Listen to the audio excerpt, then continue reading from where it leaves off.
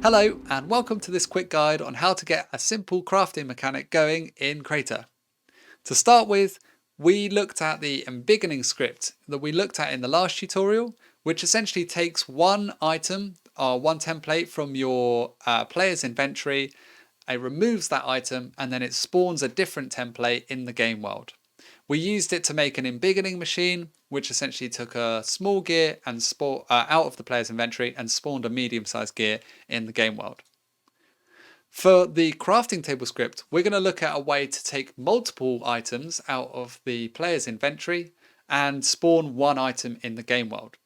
So it uses a really similar logic to the embiggenator script that we looked at last week, or the conversion machine we looked at last time, except this time we're taking multiple items. So to start with, I've changed the accepted item property to be an array by adding this container equals array attribute to the property.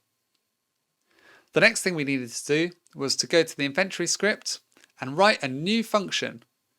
The function basically checks the inventory and makes sure that the player has every single item that is within that array in their inventory. If it doesn't have any of those, if it doesn't have one of those items, then it sets this boolean here to false and then returns it at the end. So it will return true if they have every single item in the array. It will return false if they are missing one of the items or more. We then call that function, rather than the remove template script that we were doing before, we call that function to check that we have all the items before running a for loop and removing the items one by one, and then spawning the thing that we wanted to craft and playing a sound.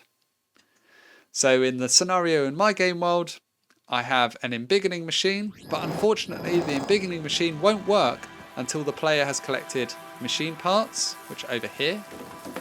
The player also needs to collect a power source, which is over here, and a giant saw blade from up here. Now that we have those three items, I can go over to this computer console, interact with it, and spawn myself my sawmill. Now my embiggenator works. Hopefully that's been an interesting and useful quick guide, and I look forward to seeing what you do with crafting in Crayta.